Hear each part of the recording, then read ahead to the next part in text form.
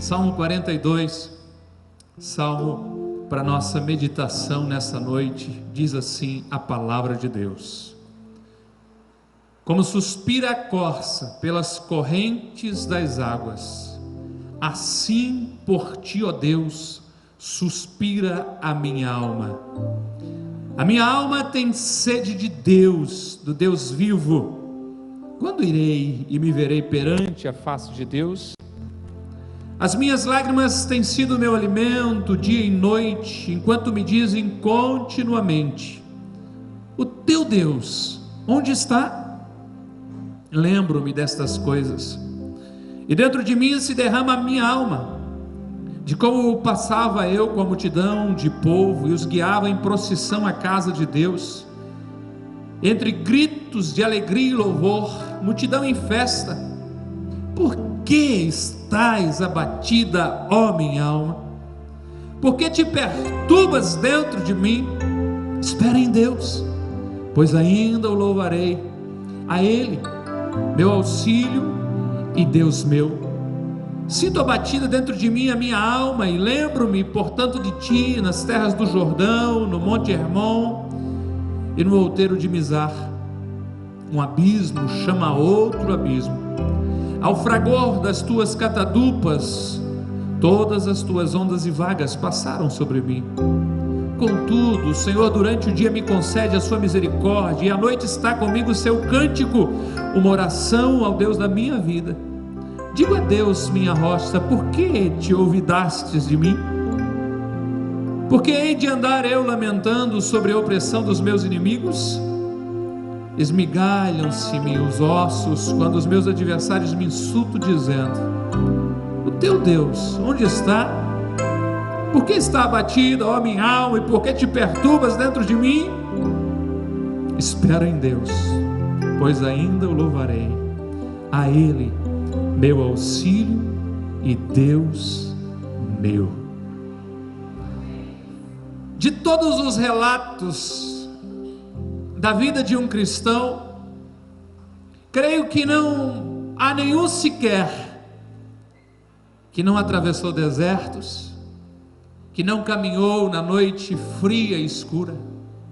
Não há conhecimento de que tenha existido um único cristão que não passou, ou que passou por esta vida sem angústia, sem dores, sem dúvidas. Não houve, e provavelmente não haverá alguém que, tendo decidido seguir Jesus, passou por aqui sem derramar lágrimas. O deserto, o silêncio, a dor são instrumentos terapêuticos e educacionais do nosso bom Pai. É por eles que Deus vai nos moldando, é por ele que Deus vai nos tratando, é por eles que Deus vai nos lapidando. O escritor deste Salmo 42 passou por momentos de intensa dor, intensa angústia, solidão, mas conseguiu apontar um caminho de vitória para a sua alma e voltando a sua confiança para Deus. Alguns imaginam que foi Davi, em um momento em que ele estava fugindo do seu filho que estava tomando o seu reino, apesar de a maioria das Bíblias dizer que este é um salmo de um dos filhos de Coré. Os cantores que havia no templo, sacerdotes, escreveram esse e mais alguns poucos salmos, perto de 10. Outros chegam a imaginar que sim, foi Coré que escreveu, os filhos dele, mas em cima da história, em cima deste momento de dor de Davi.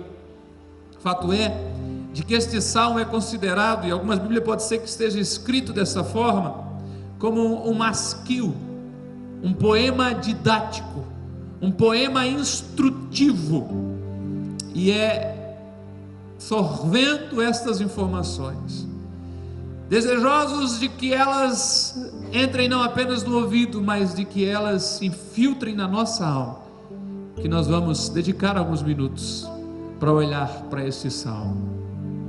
Tome algumas notas, vá aos pequenos grupos, converse com seu cônjuge, com seus filhos, com seus pais. Deixe essa palavra ganhar vida, fazer sentido. Deixe essa palavra ganhar o peso pela qual o Senhor escreveu para a tua vida e para a minha vida nessa noite. Nós vamos trabalhar com algumas informações, e uma das ideias é que mais de Deus é a terapia para atravessar o deserto da vida. Sabe por que às vezes a gente se sente em um deserto assim? Porque a gente não é daqui. A gente é forasteiro, peregrino, estrangeiro. Se você se sentir tão bem aqui, tão aconchegado aqui, algo está errado com você. Que você está num processo simplesmente de transição, caminhando rumo à mansão celestial. E o caminho de nascimento de um cristão até o dia da sua morte é o atravessar pelo deserto. Por vezes ele se hospeda em um abrigo do Senhor por um tempo de refrigério. Por vezes ele vai indo, gemendo e chorando. Mas é nesse deserto que Deus vai transformando eu e você a imagem de seu Filho Jesus Cristo, cada dia mais parecido com Ele. E eu gostaria de, ao meditar nesse salmo, permitir a minha alma, a sua alma, que fosse se identificando com o salmista. Porque ele começa aqui no verso 2, a relatar-nos de que o céu se tornou de bronze. Parece que Deus já não está mais nem ouvindo. E há uma ansiedade dentro de si, há um desejo intenso dentro de si. A minha alma tem sede de Deus, do Deus vivo. Quando irei e me verei perante a face de Deus? Respeitando o contexto histórico onde foi escrito este salmo, você tem que imaginar que provavelmente seja Davi ou qualquer um outro, está fora da cidade de Jerusalém, o lugar de adoração, o templo, e ele queria ir, ele queria se encontrar com Deus, ele queria realmente ver Deus, ele tinha um desejo intenso por Deus. A minha alma tem sede de Deus, a minha alma é sedenta por Deus, e não um Deus litúrgico, não um Deus religioso, não um Deus distante, mas um Deus real, um Deus que responda, um Deus que interaja. A minha alma tem sede do Deus vivo. E eu creio que você já passou por isso. Se não passou, serve de vacina, você vai passar.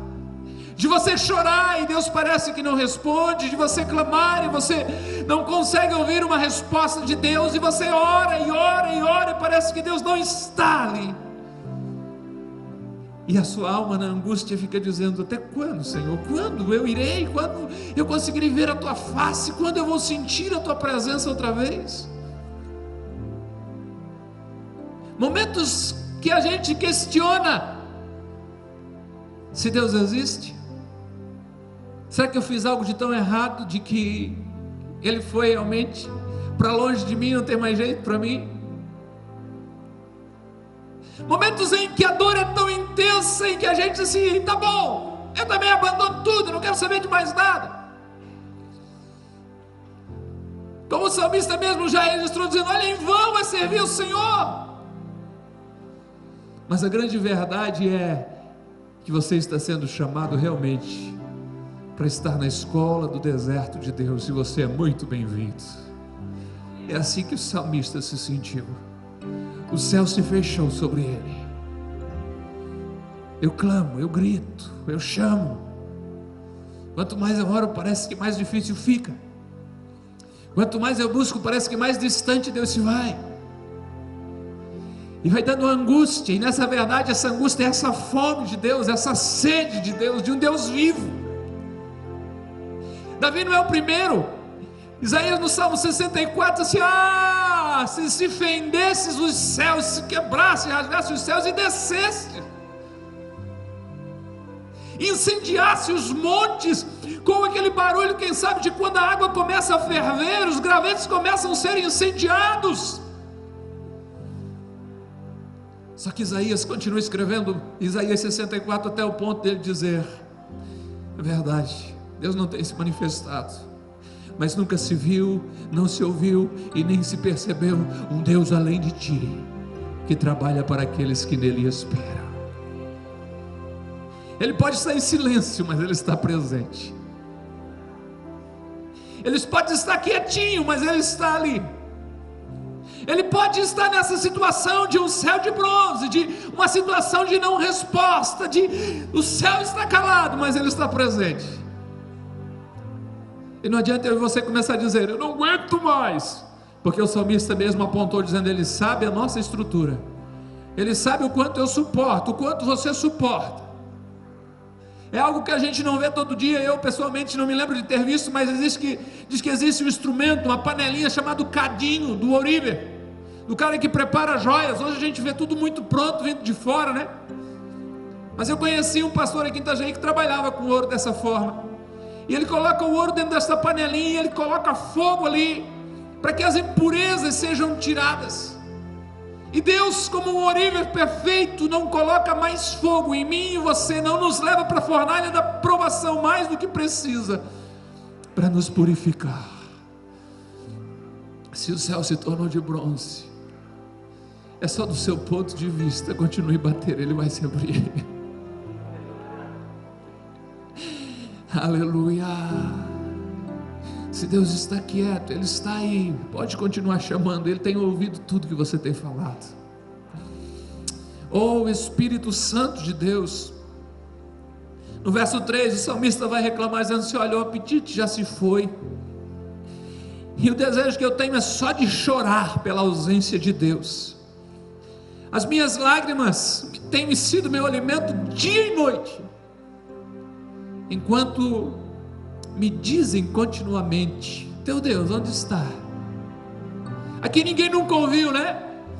Não está adiantando nada tu ir lá naquela igreja.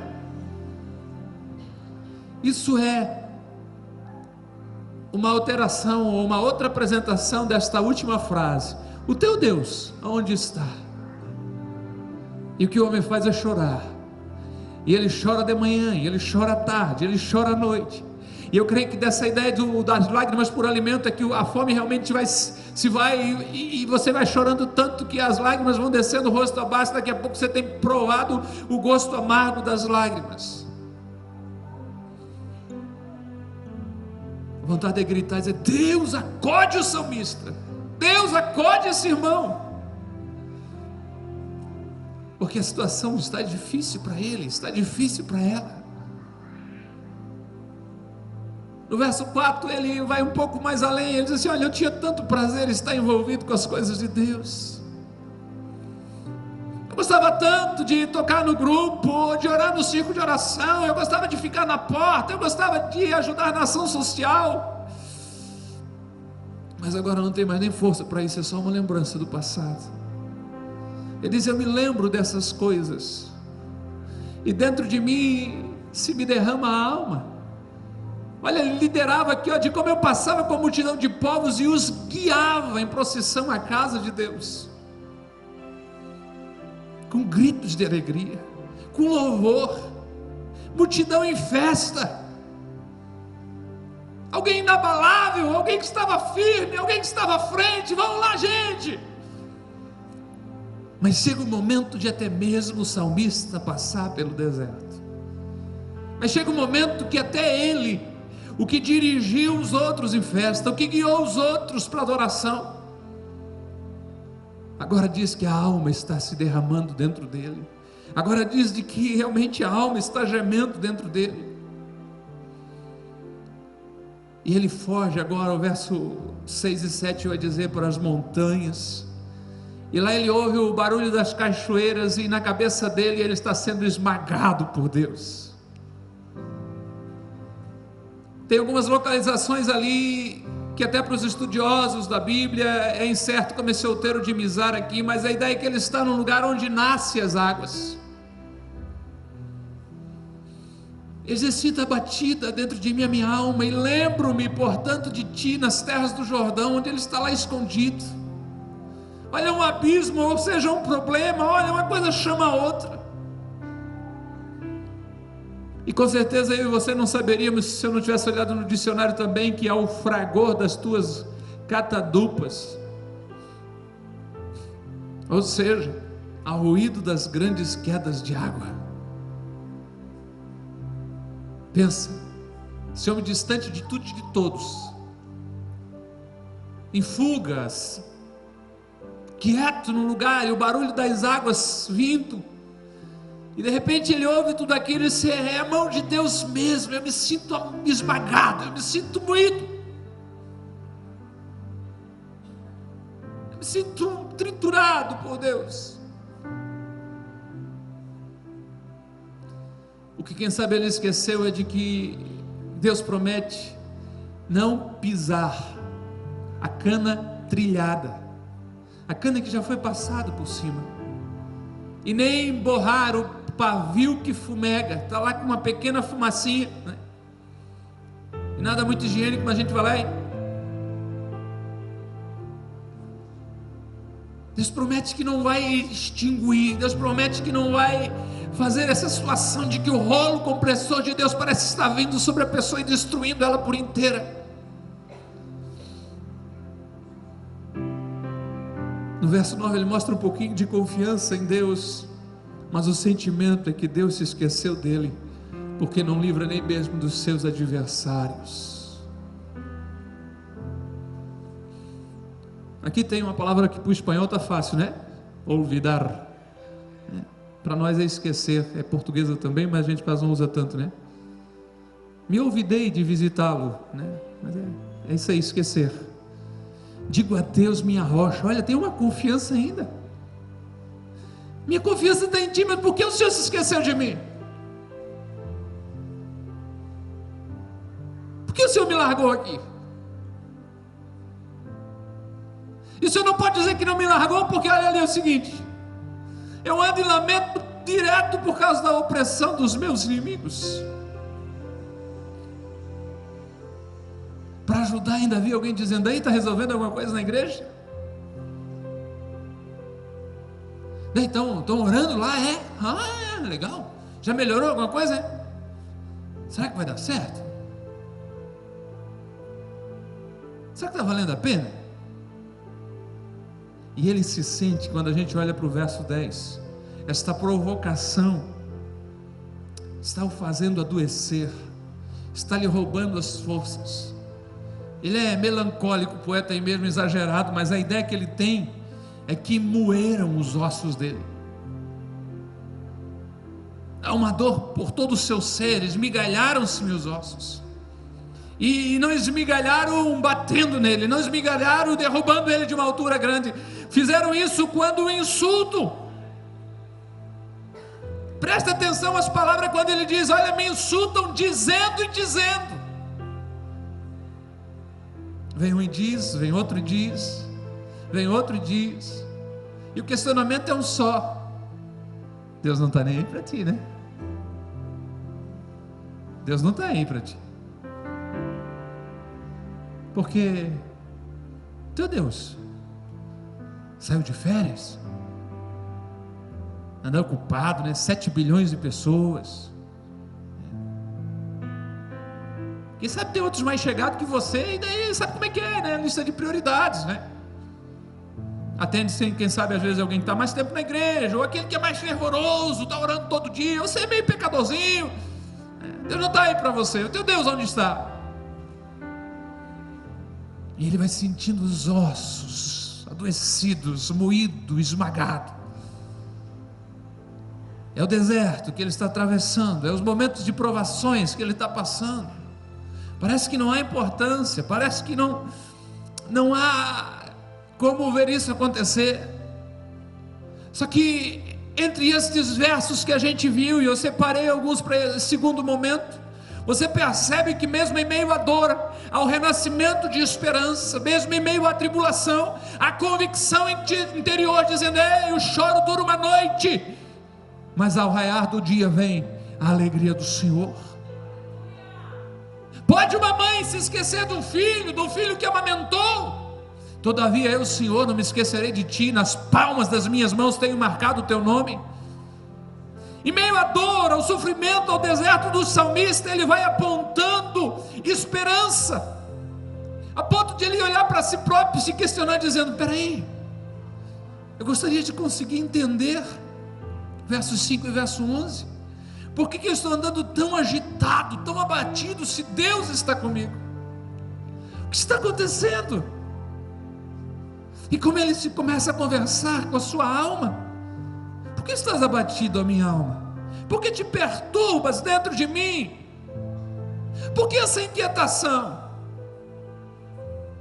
Vamos supor que seja Davi o escritor desse salmo, e os filhos de Coré ou receberam para cantar, ou copiaram só. Ele, quem sabe, pensaria: por que estás abatido, a minha alma? Por que te perturbas dentro de mim? Você esqueceu quando estávamos sozinhos, só eu e Deus e algumas ovelhas indefesas? Quando se levanta um urso e vem contra as ovelhas, na força e no poder de Deus, como a gente foi, e arrancou a ovelha da boca do urso e destruiu, rasgou o urso. Por que você está abatido, a minha alma? Se esqueceu quando estávamos outra vez a sós com Deus, e veio um leão e da mesma forma tentou atacar as ovelhas, e nós, pela ousadia de Deus, também vencemos? Por que você está tão abatido, a minha alma? E por que essa perturbação, essa agitação dentro de mim? Você esqueceu do que Deus fez, guiando uma pedra certeira, que foi e atingiu a fronte de um homem com 3 metros, e lá vai pedrada de altura? Porque estás abatido, a minha alma, te perturbas dentro de mim? Quando estávamos escondidos lá no meio do mato, e o Senhor envia o profeta para ungir o próximo governante da nação de Israel, e o Senhor me escolhe escondido. Quando passaram os prováveis, quando passaram os com um currículo melhor, e Deus foi dizendo um a um: não é este profeta Samuel, não é este profeta Samuel, porque eu não vejo como vê o homem. Mas quando eu cheguei na presença de Deus, foi derramado sobre a minha cabeça o óleo do Senhor. Por que te abates, ó minha alma? Por que te perturbas dentro de mim? Um homem em meio ao sofrimento, tentando se convencer a si próprio da confiança em Deus, quando diz: espera em Deus, pois ainda o louvarei, a Ele meu auxílio e meu Deus. Espera em Deus. É lógico que eu não sei as individualidades de cada um de vocês, o momento de vocês, o deserto que passam. Eu não sei os motivos que agitam a alma, eu não sei o que gera inquietação no coração. Agora eu sei que o conselho que Davi deu à sua alma, o Espírito Santo está dando a você também nessa noite. Espera em Deus. Espera em Deus. No verso 8 ele diz: apesar de toda dificuldade, eu sei que a misericórdia de Deus está comigo, e eu posso cantar e também orar. Começa agora, eu creio que apontar para nós alguns caminhos de vitória. Contudo, durante o dia, o tudo que ele está falando ali, meu irmão e minha irmã, são essas dificuldades, são as afrontas recebidas, são a dor nos ossos, são as lágrimas de alimento, são todo este, vamos dizer, este circo armado em volta dele, tentando destruir. Contudo, durante o dia, me concede a sua misericórdia.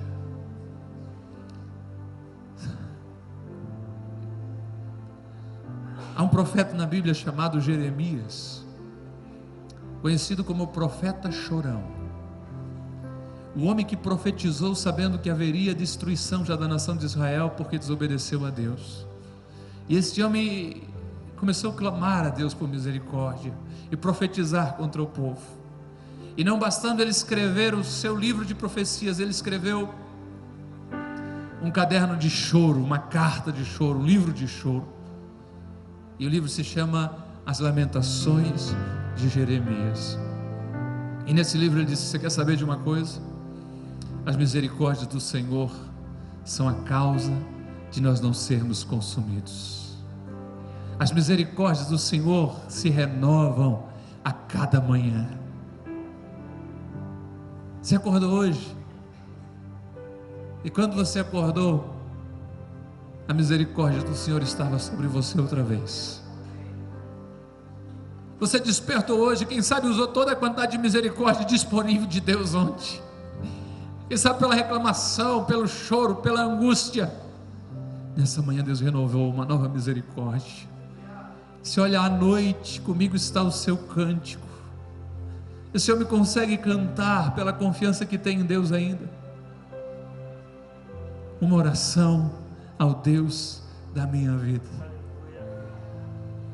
Ele começa a apontar uma saída. Ele começa a apontar um jeito de vencer. Ele começa a mostrar para mim e para você uma forma de alcançar a vitória. E eu concluo exatamente da onde ele começou. Você quer saber? Eu quero mesmo é mais de Deus. Assim como a corça suspira, grita, brama pelas correntes das águas, assim por ti, ó Deus, suspira a minha alma. Eu passei, quem sabe um pouco mais de algumas horas, umas 2 horas ou mais, procurando conhecer um pouquinho da corça, ou do cervo, o tipo de um veado, como a gente tem aqui no Brasil, animal pequeno, com os chifres, e o suspiro dele, ou o bramar dele, ou o gritar dele é muito intenso.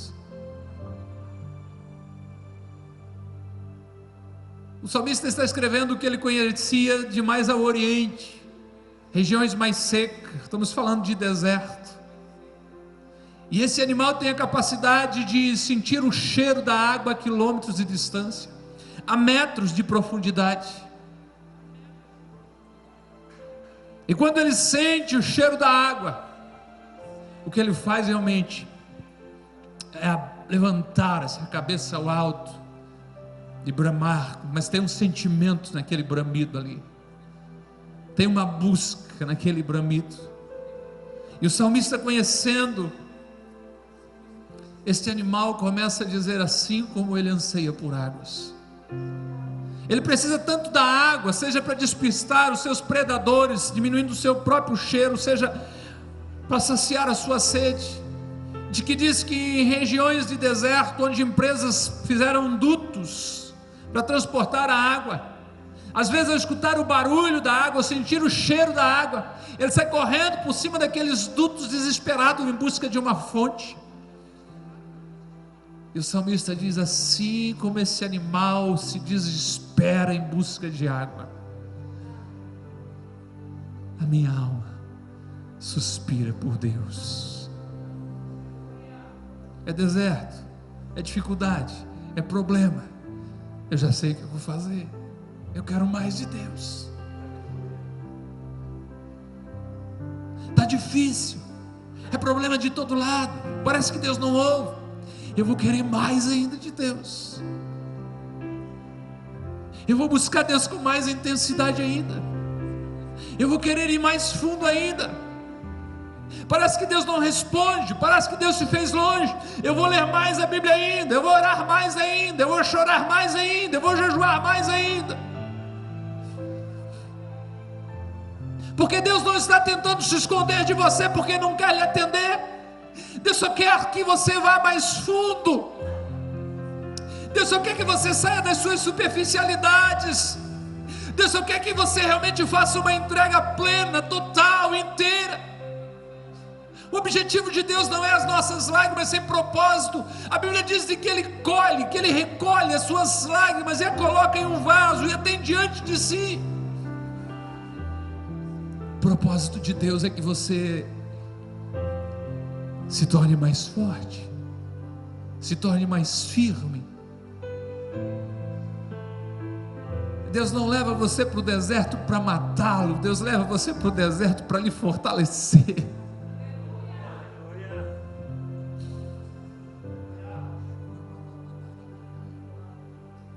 Você que conhece um pouco da história do povo judeu, ele estava prisioneiro 40 anos no Egito, 400 anos no Egito, e Deus o leva, e alguns dizem que em poucos dias, uns dizem que em 40, outros um pouco mais, eles atravessariam da onde estavam, para a terra que Deus havia prometido a eles.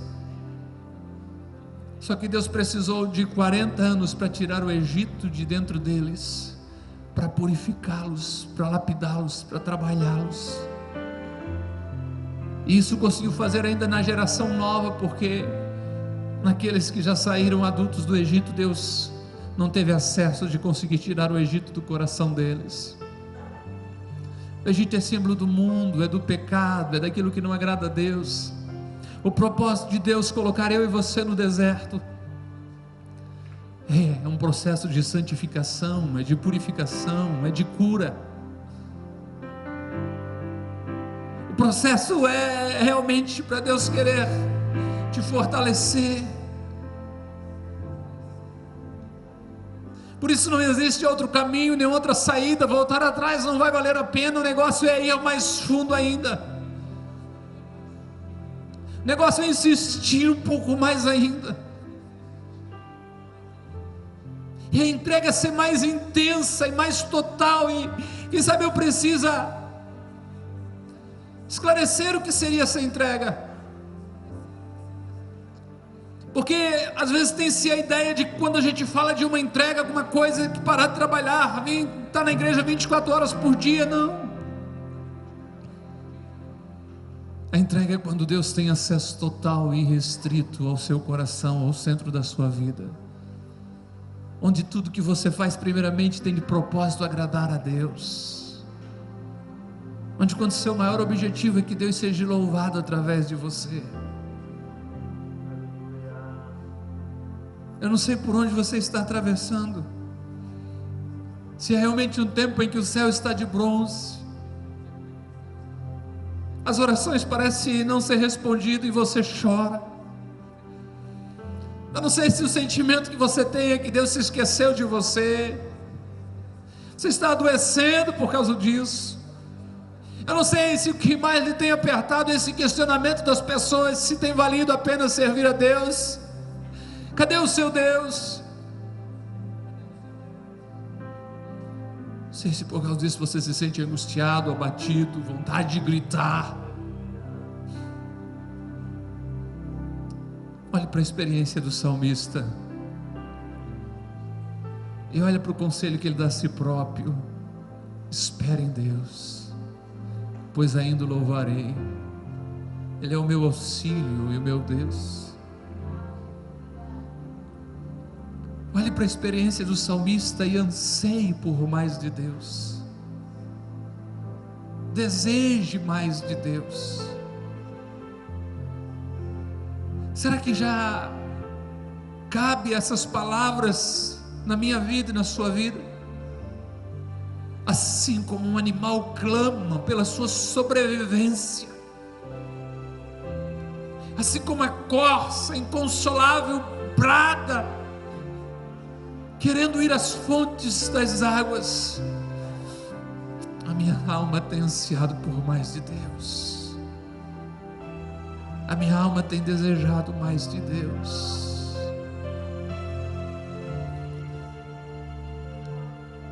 Quanto mais intenso tiver o seu deserto, eu diria para você que mais perto Deus está.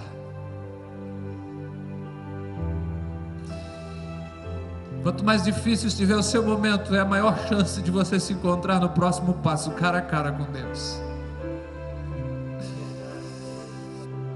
Aleluia. Sua reclamação não procede, a minha também não. A ideia de abandono, de um olvidar, do esquecer de Deus, não é real. Porque se você olhar com olhos espirituais, você vai dizer como o salmista: se não for o Senhor que esteve ao nosso lado, os nossos inimigos já nos teriam engolido vivo, a gente seria um fiapo de roupa no dente deles. Se Deus abrisse os nossos olhos espirituais nessa noite por um momento, para ver esse quadro da nossa trajetória, como tem isso em forma de poema, em forma de música, e quem a certidão de nascimento já amarelou sabe do que eu estou falando.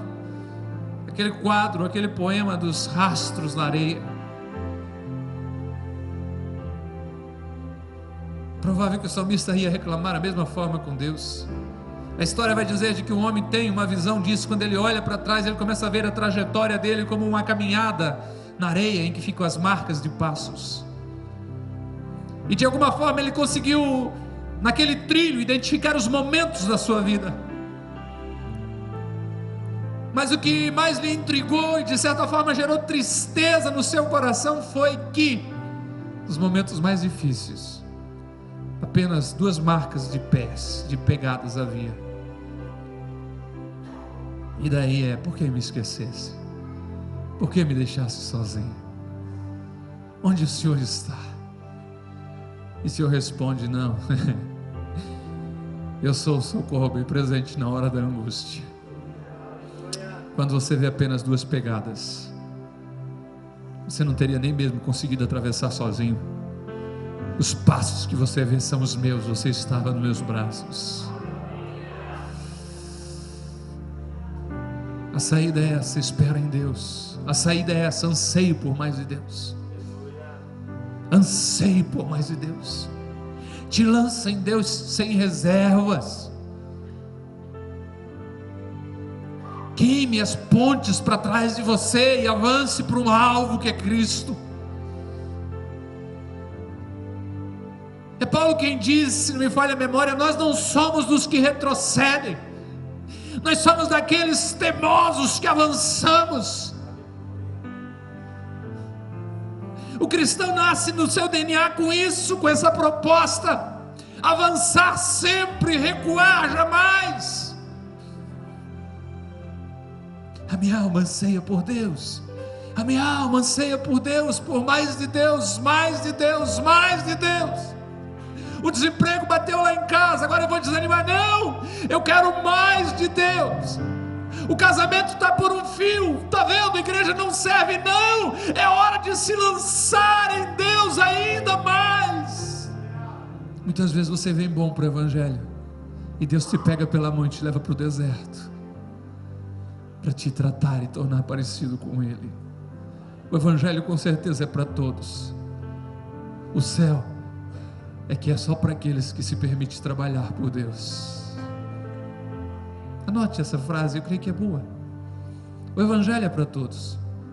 O céu é que é só para aqueles que se permitem ser trabalhados por Deus. Não é verdade? Deus aceita todos como estão. Todos, todos, todos. Vinde a mim todos que estáis cansados, com sobrepeso. Olha, eu vou vos aliviar, porque comigo o negócio é mais leve, meu fardo meu jugo é suave, para andar junto comigo é tranquilo. Pode vir.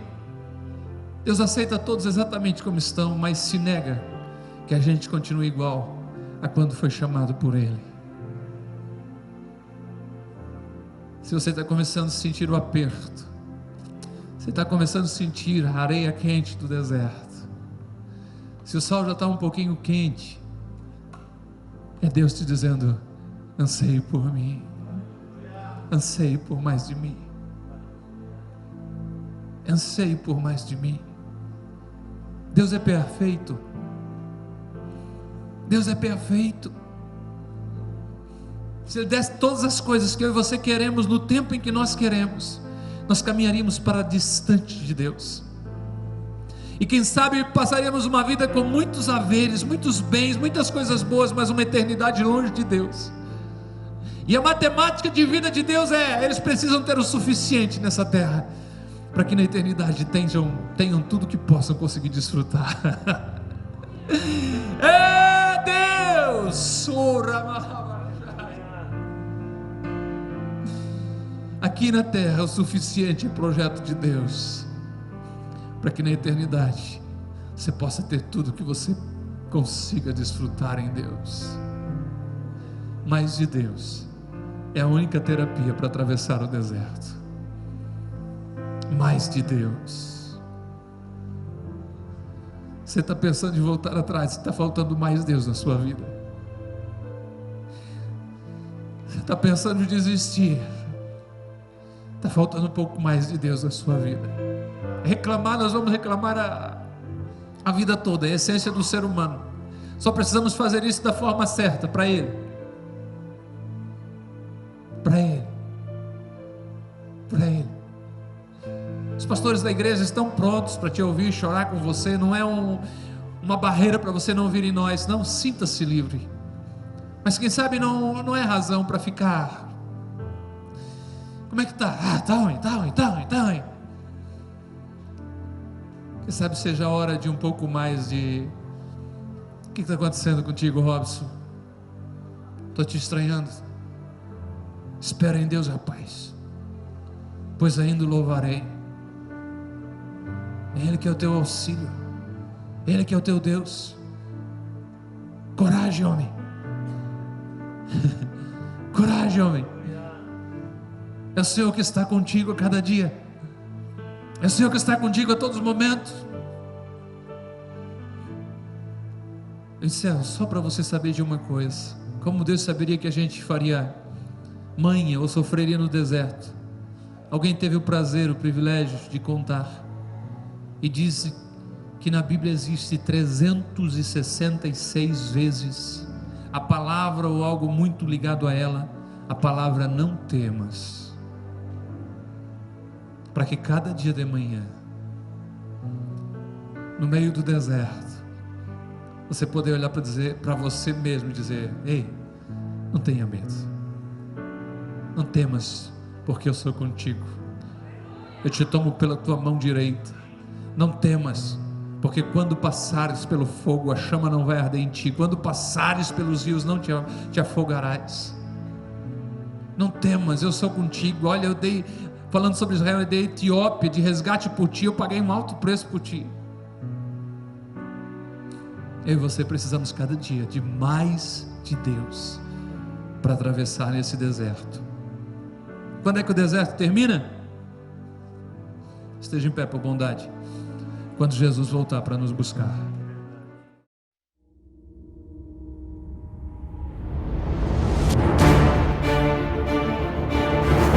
Se isso não traz paz ao teu coração, você está no lugar certo, porque nessa noite você pode ser lavado pelo sangue de Jesus e ganhar uma convicção interna no teu coração, que nem a vida, nem a morte, nem os anjos, nem os principados, nem a potestade, nada pode te separar do amor de Deus em Cristo Jesus. Ei, glória a Deus, aleluia!